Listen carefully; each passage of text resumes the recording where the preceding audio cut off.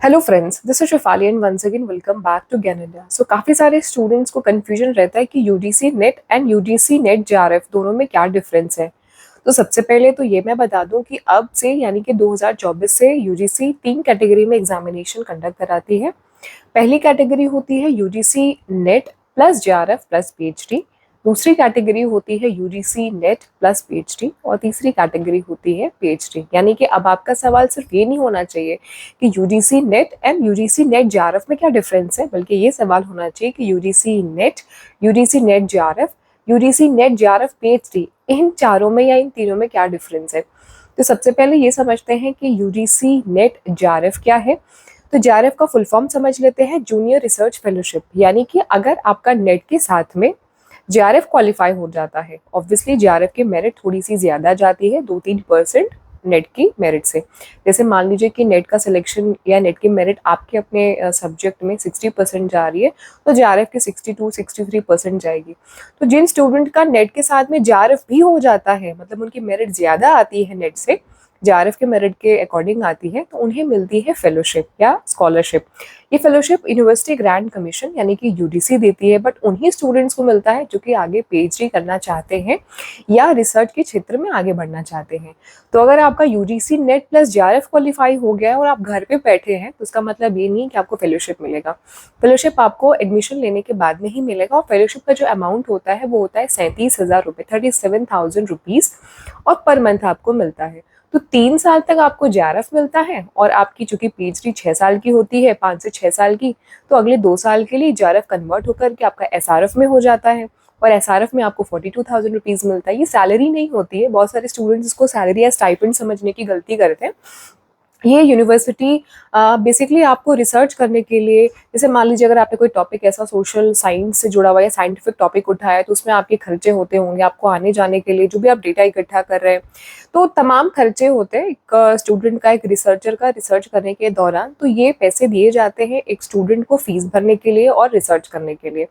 तो इसका मतलब ये सैलरी से या स्टाइपेंड से या आपके वेतन से बिल्कुल भी नहीं है। तो ये तो हमने जेआरएफ के बारे में समझ लिया। अच्छा, ये जेआरएफ जो है वो सरकारी कॉलेज भी देती है, गवर्नमेंट कॉलेज भी आपको प्रोवाइड करती है और अच्छी प्राइवेट कॉलेज भी आपको प्रोवाइड करती है।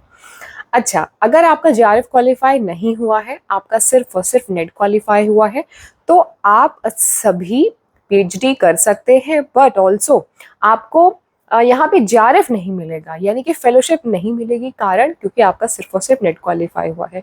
और जो लास्ट कैटेगरी होती है यानी कि पीएचडी की कैटेगरी, इसमें आपको ना नेट मिलता है ना आपको जेआरएफ मिलेगा, आप सिर्फ और सिर्फ पीएचडी करने के लिए एलिजिबल होते हैं। एक महत्वपूर्ण चीज़ इसमें ये भी है समझने वाली कि अगर आपका नेट क्वालिफाई हो गया है, तो आप डायरेक्टली असिस्टेंट प्रोफेसर यानी कि सहायक प्रोफेसर बनने के लिए, सहायक शिक्षक बनने के लिए आप एलिजिबल हो जाते हैं। ऐसी कोई अनिवार्यता, मैंडेटरी रूल नहीं है कि आपका पीएचडी हो जाने के बाद ही आप जॉब कर सकते हैं। जॉब करना, पीएचडी करना आपके लिए बिल्कुल ऑप्शन है। अगर आपका नेट प्लस जेआरएफ होता है तो भी डायरेक्टली आप जॉब कर सकते हैं, अगर सिर्फ आपका नेट क्वालिफाई होता है तो भी आप डायरेक्टली जॉब कर सकते हैं। बट अगर सिर्फ और सिर्फ आप पीएचडी के लिए क्वालिफाई होते हैं तो फिर आप जॉब नहीं कर सकते हैं, मतलब असिस्टेंट प्रोफेसर की। और अगर आप पीएचडी करने जाते हैं तो आपको जेआरएफ यानी फेलोशिप भी नहीं मिलेगी। तो ये 3 डिफरेंस है। होपफुली आप सभी का जो डाउट था यूजीसी नेट जेआरएफ और ओनली पीएचडी वाला जो डाउट था वो क्लियर हो गया होगा, वो कंफर्म हो गया होगा। इसके अलावा अगर आपको कोई और डाउट है आपके माइंड में, तो आप वो सभी मुझसे कमेंट सेक्शन में पूछ सकते हैं। अच्छा, एक और चीज़, जो भी आपके नेट का स्कोर है वो लाइफ टाइम वैलिड रहता है, लेकिन जो जेआरएफ की वैलिडिटी है वो 3 साल होती है और एसआरएफ 3 साल के बाद वो आपका एसआरएफ में कन्वर्ट होता है। बट अगर आपको पीएचडी करना है तो पीएचडी के लिए ये जो स्कोर है आपका नेट का या पीएचडी का, ये सिर्फ 1 साल के लिए वैलिड रहेगा, क्योंकि हर साल परीक्षार्थी, हर साल नए स्टूडेंट्स आ रहे हैं और हर साल एग्जामिनेशन हो रहा है।